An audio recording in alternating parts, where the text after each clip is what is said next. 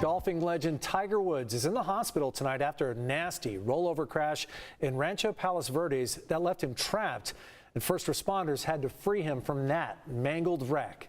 Good evening and thank you for joining us. I'm Carlo Cicchetto in for Barbara Lee Edwards.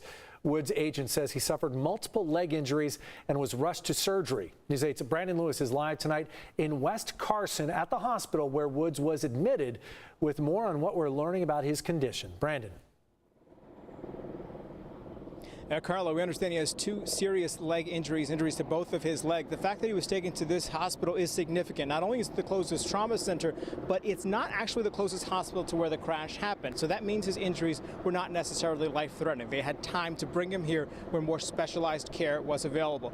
We're told when he arrived, he was conscious and breathing and asked for staff here to contact someone who is on his team to let them know what had happened. We'll show you some video of the crash. This is a little bit after 7:20 this morning when it happened. This was down a steep road that's actually known for crashes, according to the LA County Sheriff's Department. He crashed into the median, then went into oncoming traffic and rolled several times down an embankment.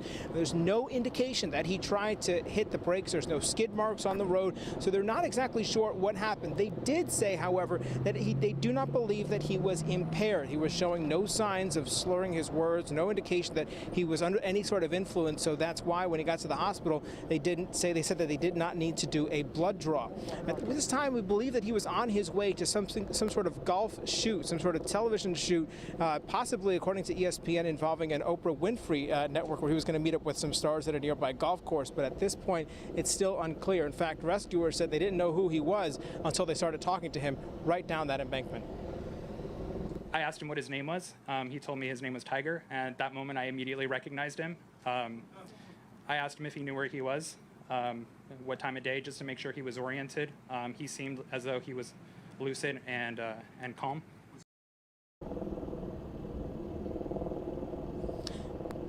Mr. Woods underwent some surgery here at the Harbor UCLA Medical Center. He may have to undergo additional care as well. At this point, the LA County Sheriff's Department says they expect this investigation will likely take several days, if not weeks, to try to figure out just what happened here.